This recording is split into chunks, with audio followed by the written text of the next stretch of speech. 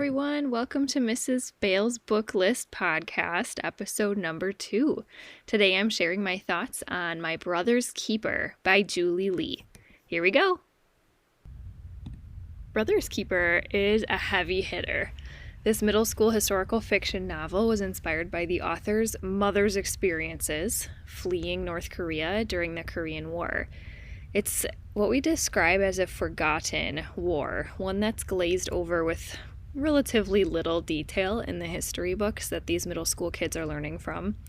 But the battle between democracy and communism, which is kind of the root cause of that war, carries such importance still in their world today, which is why this book is a must-read for this age group.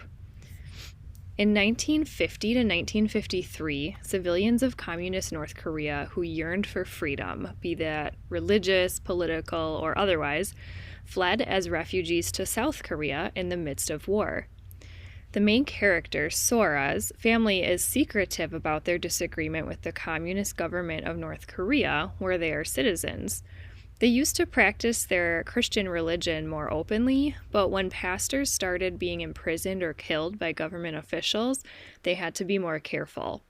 When North Korea and South Korea are on the brink of war, every family has to decide whether they will stay and obey or flee to freedom.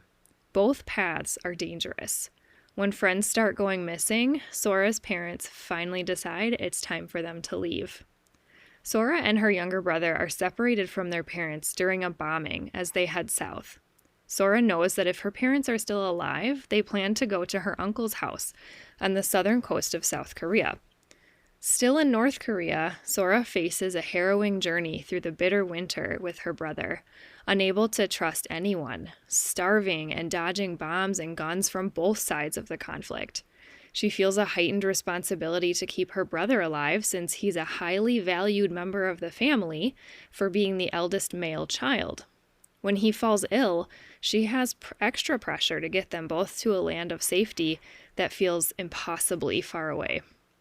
This book tackles a lot of tough history, including the cultural tendency of families and society in Korea to value males over females. Sora faces this in a big way, from the first page to the last, and she overcomes some heavy internal and external barriers to finally feeling and proving that she is just as worthy to follow her dreams as her brothers are. The part I found particularly hitting close to home is the lack of religious freedom, educational freedom, and freedom of speech that citizens of a communist regime face. The characters in this book are Christian, but have to be secretive about their beliefs, as in hiding their Bible in their home in case it's searched, as they could get them arrested or executed. They are not allowed to speak against the government, even among friends in their own homes, making for a very stressful social life when they don't know who they can trust. Their land can be taken from them at any time. Women in particular are not expected to be educated past a certain level of elementary school. Students are not allowed to read books that do not promote the government agenda. As an American reading about it, it's a scary picture. For kids who have likely never been exposed to this form of reality across the globe, it's important and impactful because it exposes them to the reality that other kids in the world face. And a lot of American adults may not realize that our freedom gives us such a good life.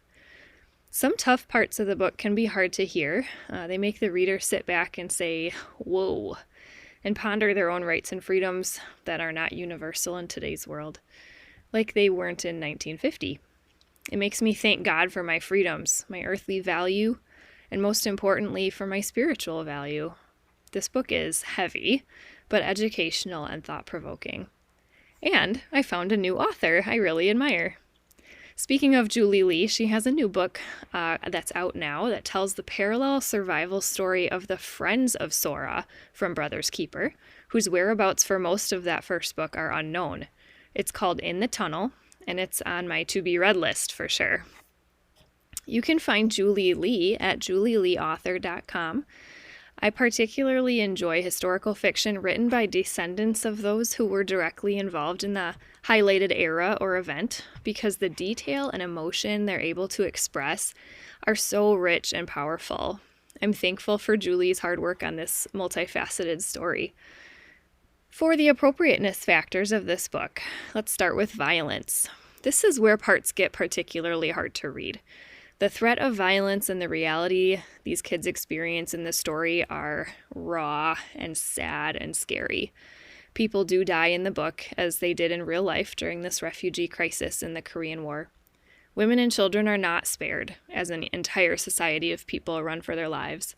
There's also a bit of abuse from Sora's mother, who administers frequent verbal and emotional abuse, and one instance of a slap across the face as she expresses her anger, fear, and frustration towards Sora when she disappoints her, which is often for simply being female. This does resolve at the end when Sora learns to stand up for herself and confronts her mother about it, but it is hard to read. In terms of language, there is no issues with the language. There are no alcohol or drug references in the book, and there is no romantic or sexual content in the book. I hope you enjoy this if you do decide to try it out and spread it around to your young readers. And until then, happy reading!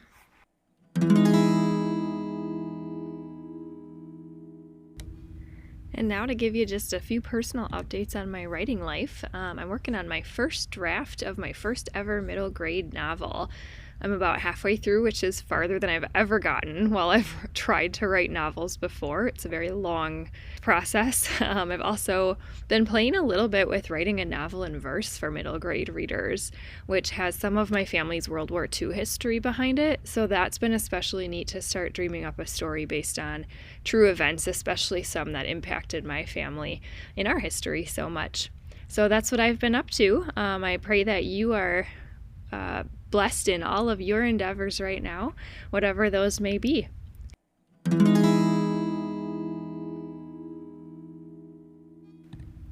Thanks so much for listening today. I hope you enjoyed the show.